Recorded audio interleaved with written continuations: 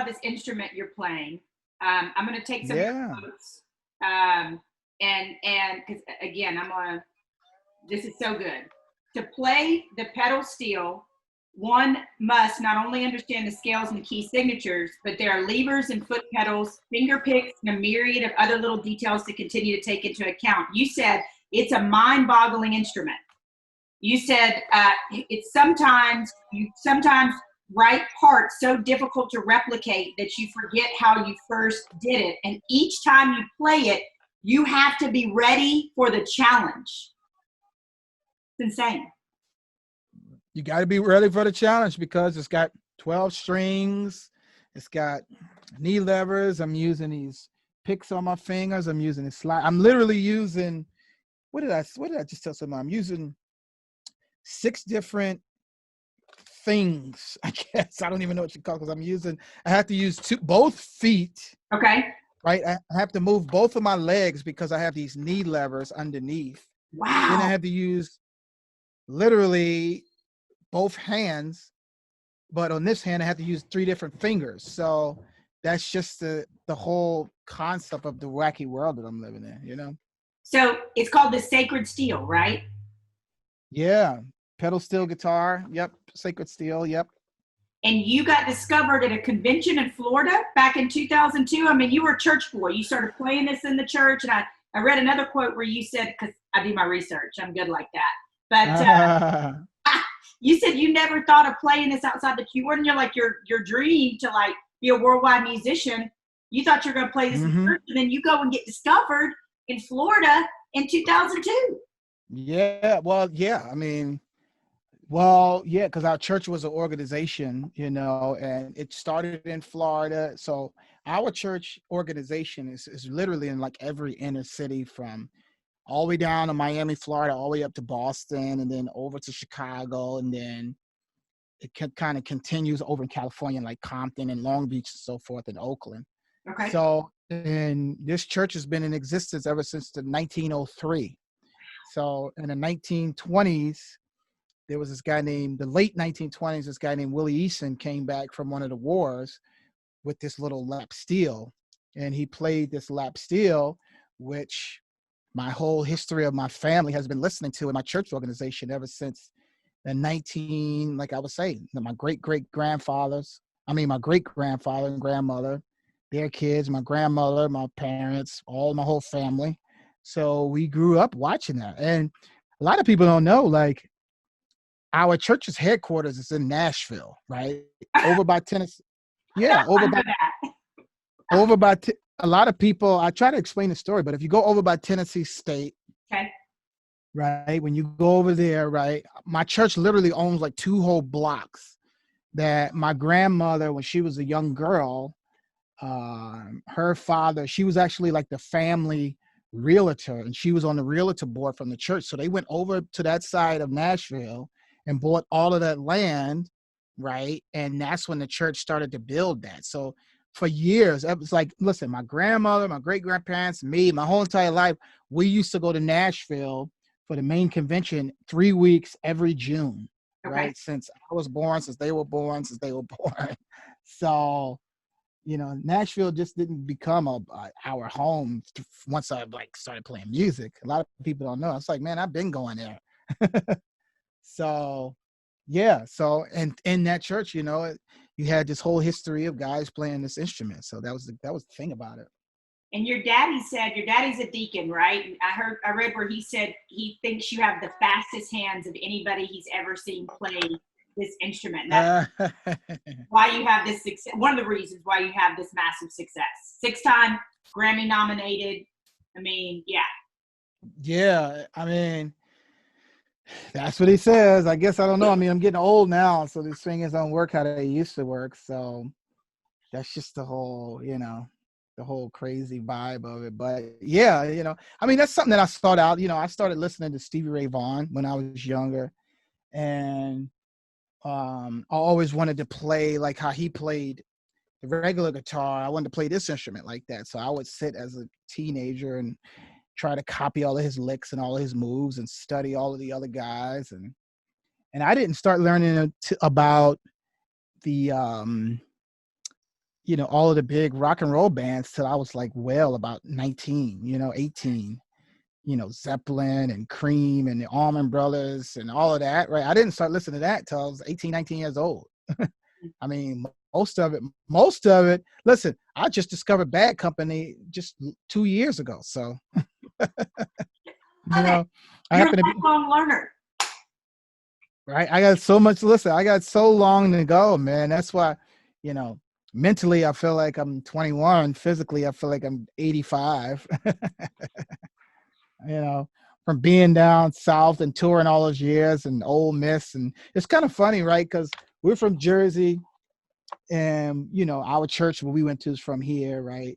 So literally the first time, there was this guy from Memphis. I'm close friends with them.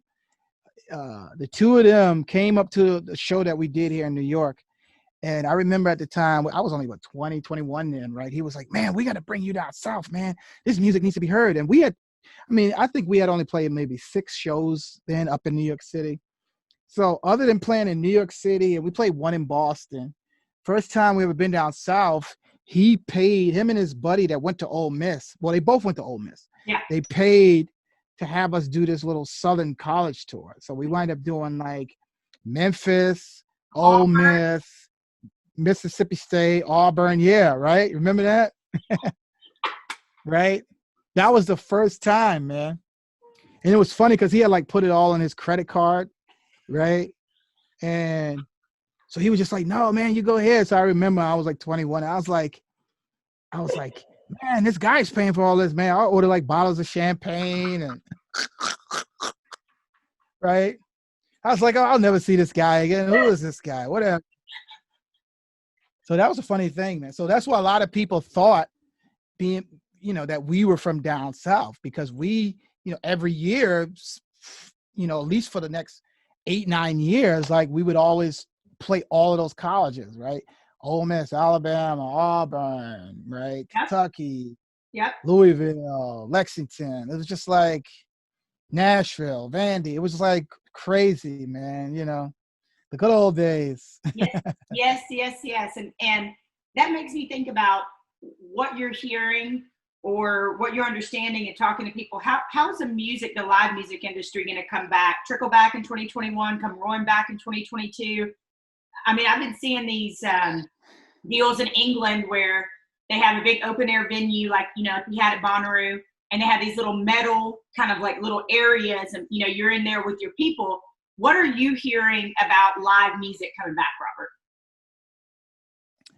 Well, I mean, it was all up in the air until this morning where they announced that the vaccine was coming. So, so now that the vaccine is coming and it's got this high rate that I guess you got to get it in 2 installments, I guess. Okay. I guess that's look, people have already been dying to go out and play, right?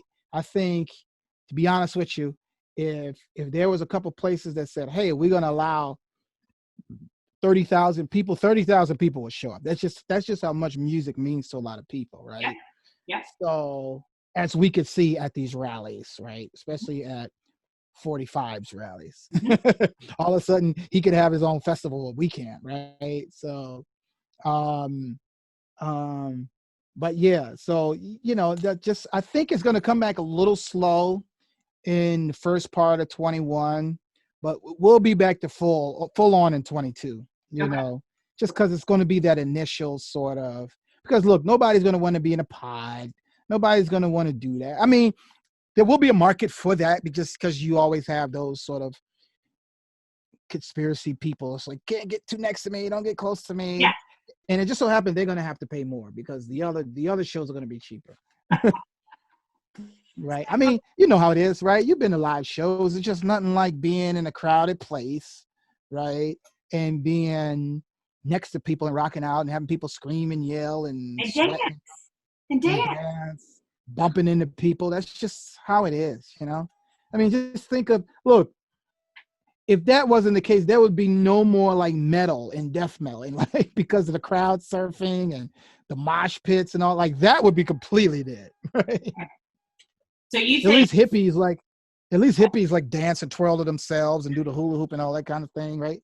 Right? They'll do what they want to do, but like the crazy hip hop shows and all that, where it's like basically the mosh pits and the metal and right. That's come on now, you know. So you think into 2021 slowly, normalcy back to 2022 for live music? Yep. I think by the time we get to summer of 21, we will be at about 70% of what it used to be. Okay.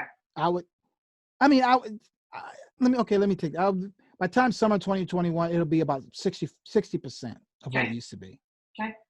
But I think but then again, it's also going to be that, right? Because like they said this morning, by this time next year, they will have already administered almost the whole country, right, with the vaccine, which means that's all people wait for. They're only waiting for the vaccine. Yeah. So, you know. All right. It's going to be like anything else. Somebody sneezes on you, you get the flu. I got the flu. Okay, I'm sick. I get that. But yeah. Whatever. And the other thing is too is we're talking so much about this vaccine. I've been pumping to people this whole pandemic, man. Joy, peace, celery juice, greens. Yeah. Like vitamins, like eat well, laugh, dance, like get it sunshine, some vitamin D, man. Like we got to do all the things we got to do. In addition to this stuff, Robert, in addition to these vaccines, in addition to things we're coming up with in science, to be able to take care of ourselves and our spirits and our hearts and our minds, man. Well, listen, I'm big on herbs and vitamins and all of that. And even though I gained 10 pounds on this COVID because I've been just grilling every day and cooking and barbecuing ribs, right? But, look, I'm always, everybody who knows me knows that I'm the first one to tell them about, the right vitamins, the right herbs, cleansing your body, right? Building up your immune system naturally, because that's what real medicine is, right? That is. But unfortunately, the vaccine is the only thing that's going to make people feel good, right? Because you know how it is. To a lot of people, it's just, it's so hard to get up in the morning and make a green juice. Like, what do you mean? Like, it tastes bad. It tastes bad. It's like, well, that's because you've been eating high fructose corn syrup for the last 30 years. So that's all you could taste, So, and everybody wants to know why LeBron is like still a machine, right? It's because that dude's diet and his workout, and it's like, right, it's crazy, man. I mean, even Ray Lewis, right? We always see Ray Lewis is like, gee, what regimen is this dude on, man? Ice bath. He's the ice baths king, and the diet and everything, right? Like, just all these guys, He's now too, I'm doing some work with him on the side, Robert, and he's now too cycling. He's doing the whole juicing thing, cycling. So like beefed up Ray Lewis is like slim Ray Lewis now. I'm like, what? Oh, I believe it. I believe it, man. He's the only dude I'm scared of, man. That dude's crazy. Like, I'm like, I don't ever want to just I can see him now. He'd be like, man, you better come to cycle class. You better come to something wrong with you. You better come to cycle class. Yeah, Ray Lewis scares me, man, But no, I believe it because he has his whole thing, man, is off of energy and adrenaline. And you could tell, man, like he ain't never gonna be no overweight dude, Never. Like just that's funny, man. I would love to go to his cycle class. We will. You took one of my abs classes one time when I was a teacher at YMCA, but I need to connect you two because you've got similar wonderful energy. But I want to say this before. Where's he live at? Where's he live at now? He's down in Florida, and then he travels a lot. But he's down in Florida, and he spends a lot of time in Mexico cycling as well. So I need to introduce you to. But I've got one for you. I've got a supplement or a thing that I've been taking that I got into recently about 2 months ago that I really feel like has just kind of upped the ante on everything. Have you ever heard of Jamaican sea moss? Oh yeah. The Jamaican sea moss, yeah. All the minerals, vitamins, hair, skin, digestion. Yeah. It's like I take it every morning, energy, clarity, man, and I will not miss it. I will not miss a day. And I'm like, what do you do? You put in your tea? It's just a gel, a tasteless gel. And I just, just put 2 teaspoons in there and just, with some water, chase it with some water. But I'm like you, I'm one of those people, I start with celery juice. I don't mind the taste. If I know it's going to do good for me, I'm gonna do it. So in addition to anything that might help us. Yeah, I mean, look, that's what real health is, right? That's what I mean. Look, we all love the comfort food and a lot of that stuff, but there's a reason why when you have a nice big old, that's what it's called comfort food, because you're gonna go right and get into bed after that, right? Because you can't move, right? That's the reason why. I mean, we've all just fell in love with a lot of these different comfort foods, right? But all of the chemicals and all of that, right? And like a buddy of mine who's a doctor, he's actually telling me, he's like, look, man, up here in New York, he's like, literally 65, 70% of the people that died all had bad health underlying conditions. That's the reason why they died. It wasn't died just because they got COVID. There was some healthy persons. Like, no, they were already like high blood pressure, sugar diabetes, right? Respiratory issues, all these different things, liver problems, kidney problems, right? And all that's due to poor diet. And he was just like, man, I just wish we just come together and like preach health, right? And wellness first, like diet, taking CMOS, like you said, and all of these different things. Like, it's like anything, man. You got to change the oil in your car. Like, just think, like some people would literally, like if you drive a Mercedes, right? And you go to Mercedes, what was it, 4 or 5 times a year to get your oil change, right? Or whatever it is, right? That's like $5,000, right? So just imagine if you spent $2,000 oil changing your body every year, right? So you care more about the car than you do about the thing that's going to live to be potentially 80, 90, 100 years old. Preach. Right? But you got to like pull teeth and be like, what do you mean? It tastes nasty. I'm like, yeah, I'm sure your car says the oil that you've given it and changing the filter tastes nasty. Oh, right? Robert. I have one more question. Yeah, so you're the best. One more question for you, and then if you'll take us out with some music. But at the end of every one of these episodes, I always ask people, because we talk so much about mental health and self-care. What do you do on a daily basis or a weekly basis, Robert, to make sure you're in the self-care game? What's self-care look like for Robert Randolph? You know what? To be honest with you, right? That like literally, the thing that helps me sort of mentally become like, I always engage myself with people who have less, the less fortunate, right? You go to the ghetto, go to the hood, go somewhere, right? Go to a trailer park and go start talking to those people. You can't help but, right, get your mind right after that, right? And because what we think we're struggling, right? Like we could be like, oh, I'm struggling. I losing this. Like I lost my boat. I lost my credit card status and I lost this. And like, all right, well, go talk to those people that's living in the projects, right? That's got to literally wait till the first to buy some new Wheaties and a bag of rice and all of that, right? And then, or, and that leads to a number of other issues, right? And so it's just little things like that, man, helping the less fortunate, right? I would say, and talking to the less fortunate, right? That's those things like that is what helped me mentally stay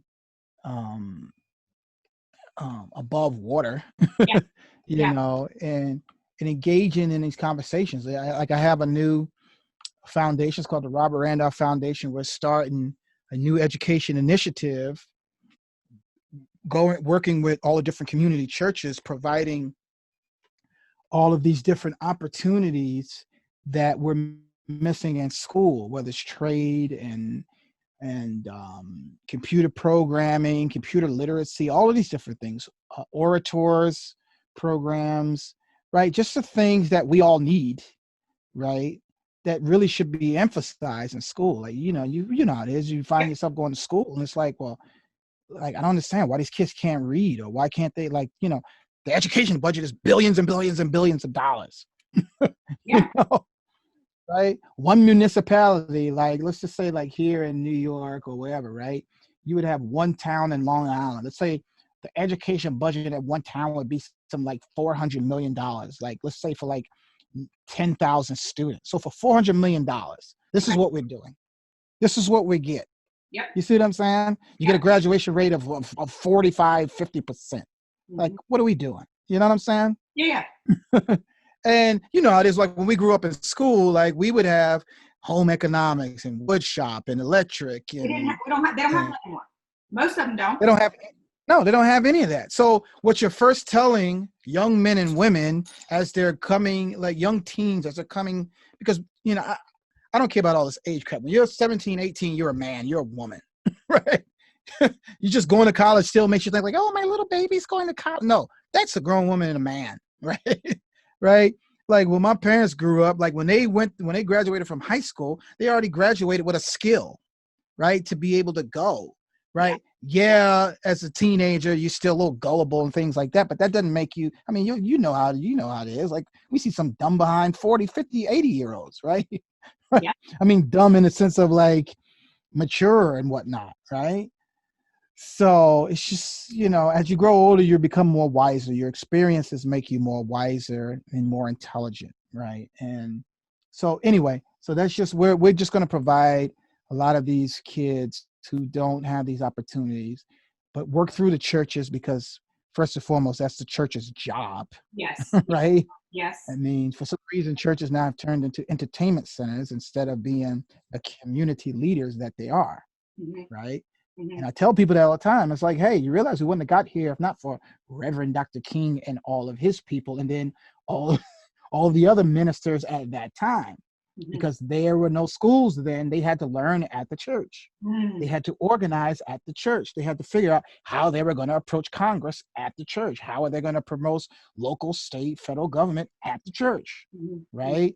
As my grandmother would say, like, listen, there were books that they would tell us to go to school when they could go to school, that books that they had at church that they wouldn't allow Black kids to have at school. Wow. They were like, we don't want those Black kids to have that. Yeah.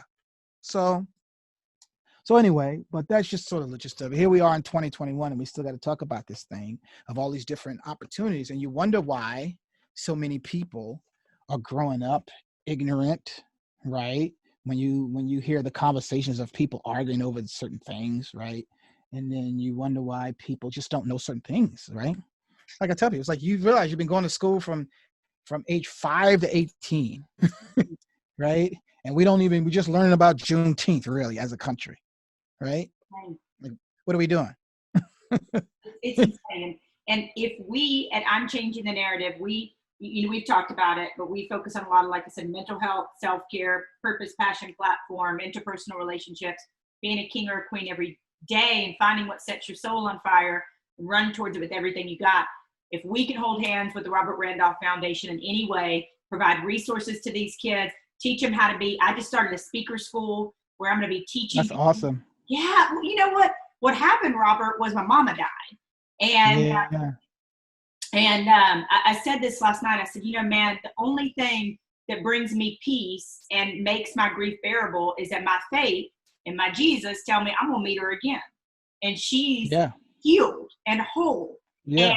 And all these people that have had these near-death experiences, they say your loved ones are like in their best shape, best body, best age, and they meet you at the pearly gates.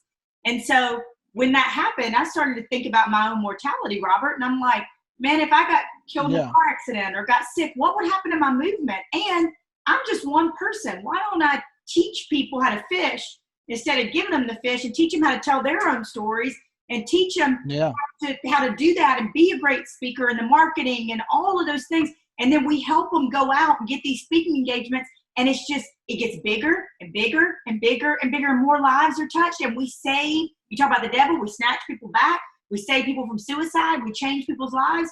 And that's it at the end. Yeah. Yeah. I mean, that's what life is about when you think of it. And that's why going back to the very beginning when we started about being in this COVID situation, right? I believe it was a godsend for the whole world. You know what I mean? Because it's like, it's like, what were we doing before this? Like, and then if you talk to most people, like, man, I was actually doing a whole lot of nothing.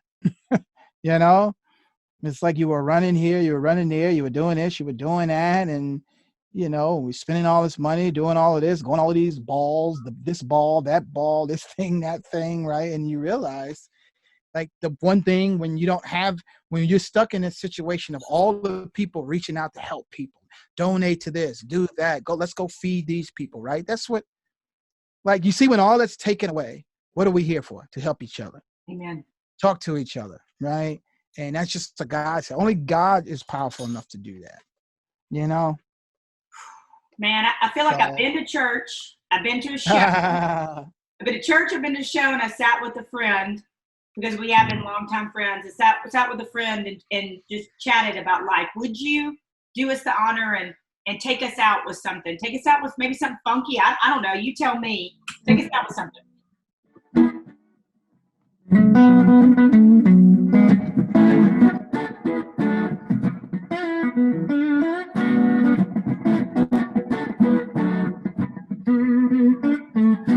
Dirty water, red clay mud. I need redemption.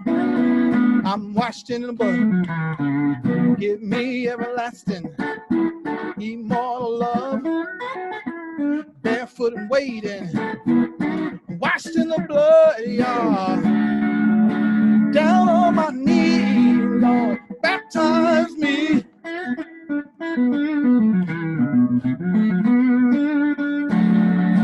Down on my knees, Lord, baptize me.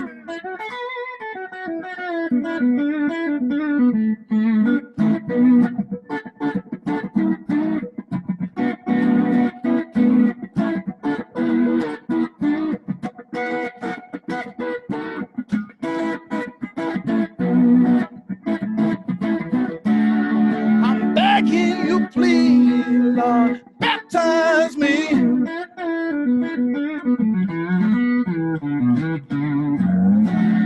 I'm down on my knees, Lord, baptize me.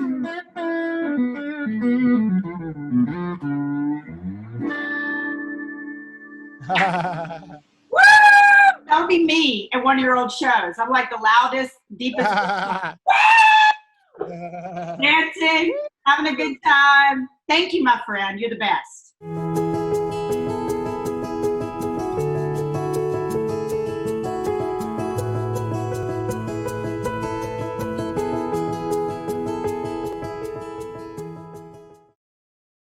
Hey, Rachel Baribeau here. If you love this video, please subscribe. You can also hit that little bell down there, and that will let you know every single time we go live. And one better, leave us a comment. And the ultimate, share it with a friend, because that's the power of social media. That's the power of good news. It travels fast. I love you guys. Thank you so much. See you next time.